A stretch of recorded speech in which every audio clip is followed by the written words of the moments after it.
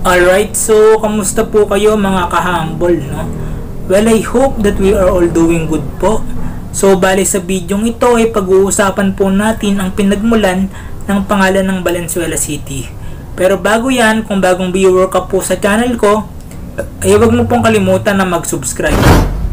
At isama mo na rin po pati yung notification bell.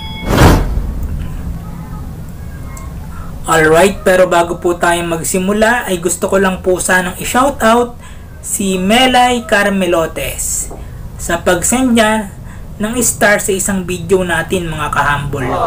Thank you Melay Carmelotes at isang malaking shoutout sa iyo. At mahal kita kahit walang tayo. Hindi totoo yan. So, bola lang yan. Baka saan pa pumapunta itong usapan na to ng mga ka-humble. At huwag na nga po natin na patagalin pa ito, no?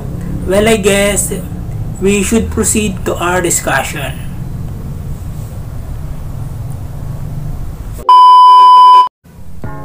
Alright, so pag-usapan naman po natin ang pinagmulan ng pangalan ng Valenzuela City.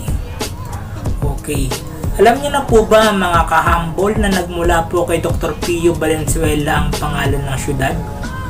At para lang din po sa ating kaalaman mga ka-humble, alam niyo na po ba na si Dr. Pio Valenzuela ay isa sa mga pinuno ng katipunan na lumaban sa mga Kastila noong panahon ng himagsikan?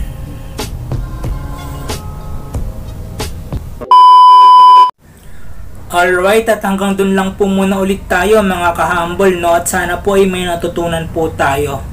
At kung nagustuhan nyo nga po ang content natin na ito, ipakiclick na lang po ang like button sa ibaba. At huwag nyo pong kalimutan na mag-subscribe.